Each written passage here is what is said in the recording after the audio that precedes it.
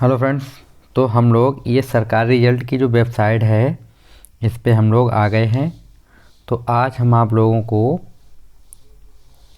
जो एयरफोर्स के जो एग्ज़ाम होते हैं उसकी वैकेंसी निकली है, ज्वाइन इंडियन XY ग्रुप। ठीक है, तो ये XY ग्रुप के लिए वैकेंसी निकली है। तो मैं इसके बारे में आपको थोड़ी सी नॉलेज दे देता हूँ कि कौन कौन से लोग इसमें फॉर्म फिल कर सकते हैं दोस्तों।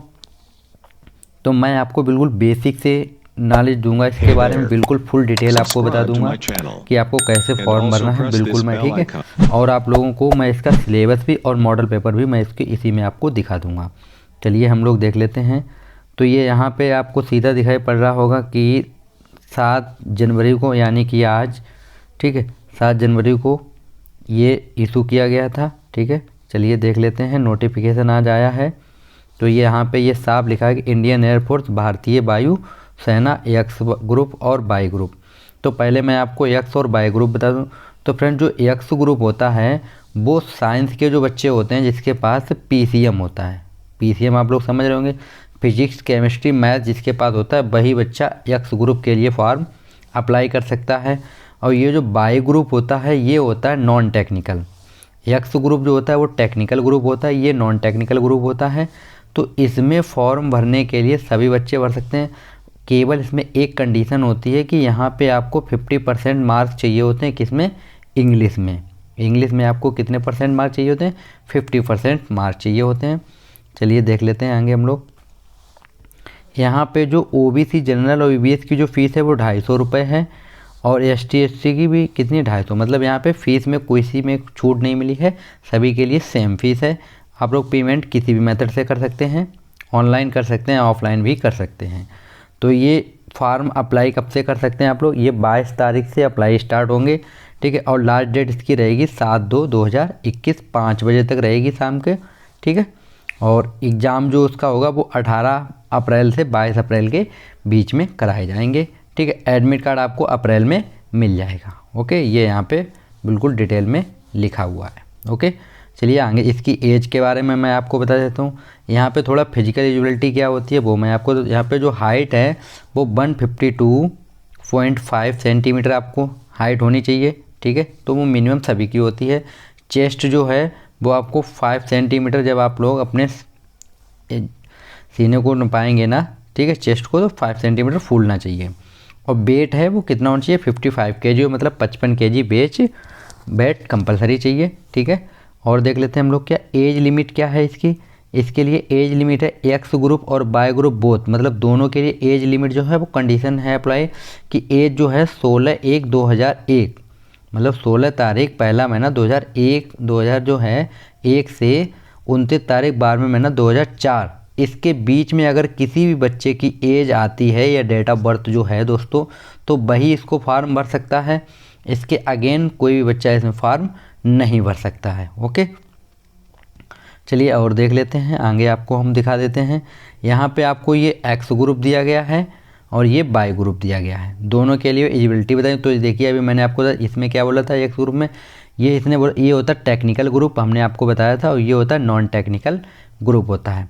तो यहाँ पे क्या है, ये 10+2 है बच्चों। तो ये 10+2 एग्ज़ाम पास होना चाहिए, सीधा लिखा दिया है कि 10+2 exam pass at with math physics and English subject with minimum 50% mark. ठीक है, ये कंडीशन इसकी अप्लाई रहती है कि 50% मार्क्स चाहिए होते हैं। और pass at of 3 year polytechnic diploma with 50%। और जो लोग पॉलीटेक्निक कर रखते हैं 3 साल वाला, जिन्होंने कोर्स किया है, वो भी इसमें अप्लाई कर सकते हैं। बाई ग्रुप में क्या एलिजिबिलिटी चाहिए होती है दोस्तों? बाई ग्रुप में 10+2 पासेड होना चाहिए, उसके बाद 50% मार्क होना चाहिए। किसी इंग्लिश में कंपलसरी है 50% मार्क, और ओवरऑल भी कितने होने चाहिए? 50% से ऊपर ही होना चाहिए, 50% तो मिनिमम होना ही चाहिए। उसके बाद 2 ईयर वोकेशन कोर्स आप 50% मार्क्स वाला चाहिए, ये भी फॉर्म अप्लाई कर सकते हैं। चलिए आगे देख लेते हैं हम लोग। जब आप लोग फॉर्म फिल करेंगे तो हाउ टू फिल फॉर्म, तो आप लोगों को क्या करना होगा, Indian air force are release the notification 10+2 X group and Y group.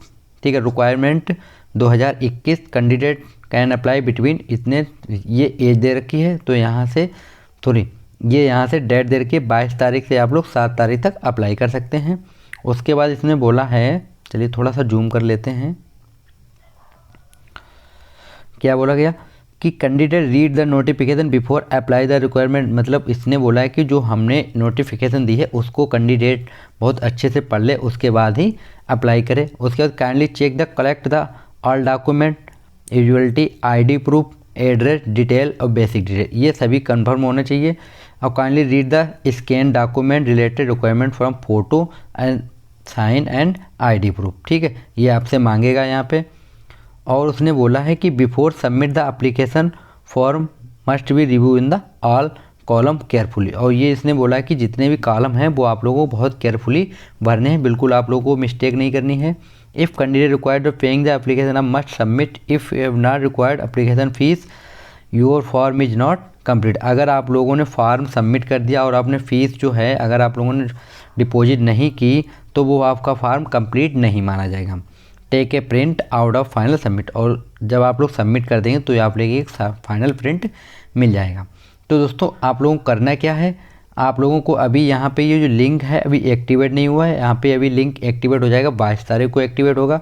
तो यहाँ पे ये नोटिफिकेशन है, ठीक है, तो इसको आप लोग देख सकते हैं। तो चलिए मैं आपको थोड़ी सी नोटिफिकेशन आपको दिखा देता हूँ, क्या नोटिफिकेशन है। ये डाउनलोड हो रहा है अभी, ठीक है, इसको हम लोग डाउनलोड कर देते हैं, देखते हैं ये डाउनलोड होके खुल गया है, ठीक है। इसको हम लोग थोड़ा सा जूम करके पढ़ेंगे, ठीक है, तो इसको हम लोग इस तरीके से कर लेते हैं। ये आप लोग देखते हैं भारतीय वायुसेना का है, ठीक है। मैं यहाँ पे आपको जो मेन हेडिंग है वो मैं आपको बता देता हूँ।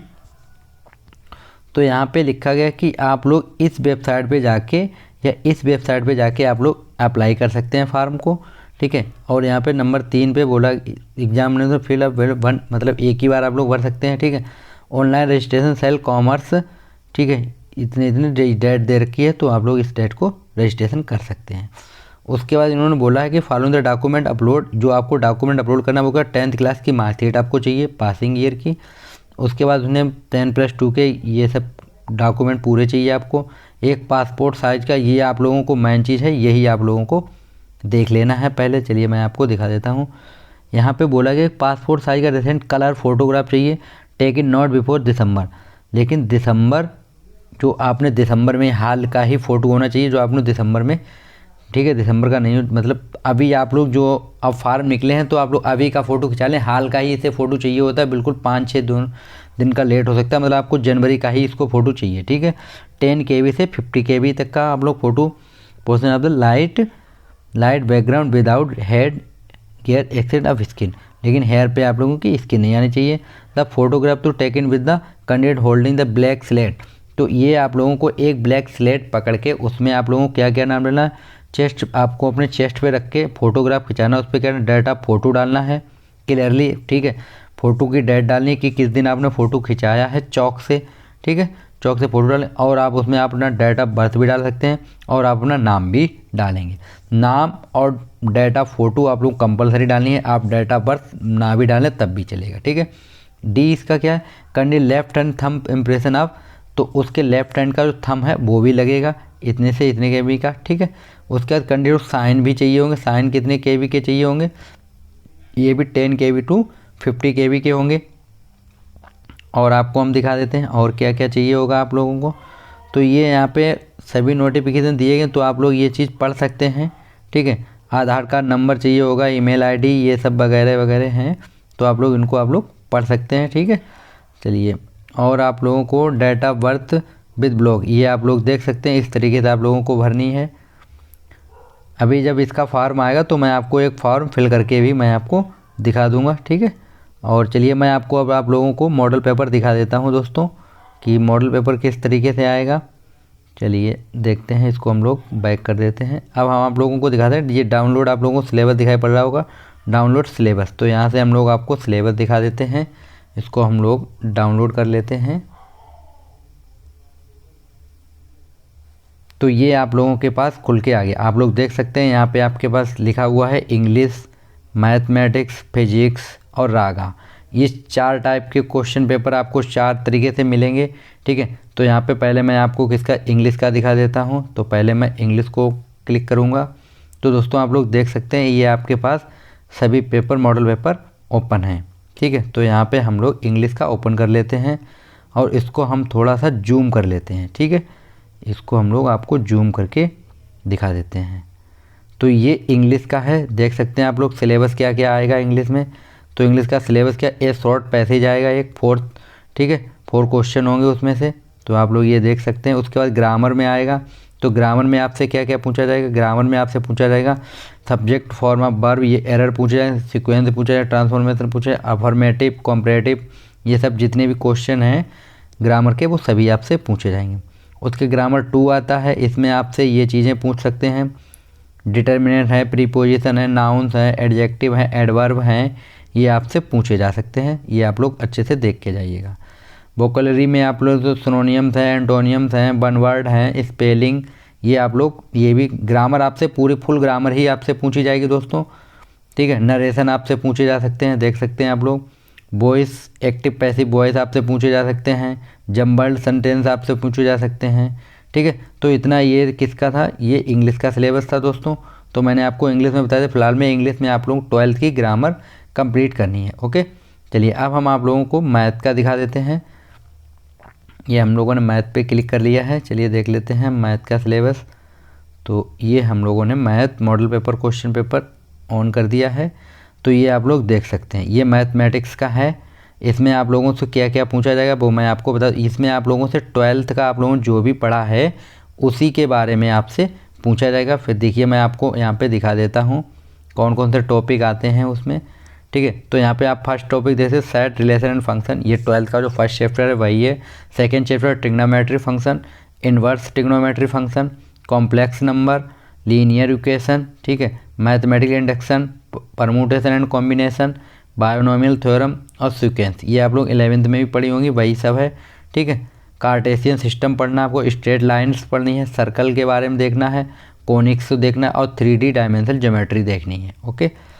और आप लोगों को मैट्रिक्स के बारे में आना चाहिए, लिमिट, कंटिन्यूटी एंड डिफरेंशियबिलिटी आनी चाहिए, एप्लीकेशन ऑफ डेरिवेटिव आना चाहिए, इंटीग्रल यानी कि समाकलन भी आप लोगों को आना चाहिए, ठीक है।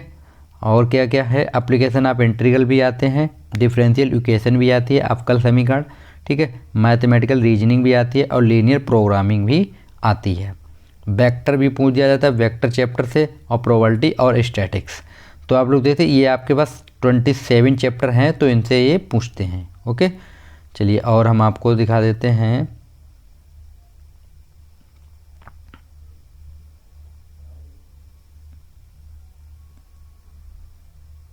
फिजिक्स का भी, हम लोग आपको दिखा देते हैं फिजिक्स का सिलेबस।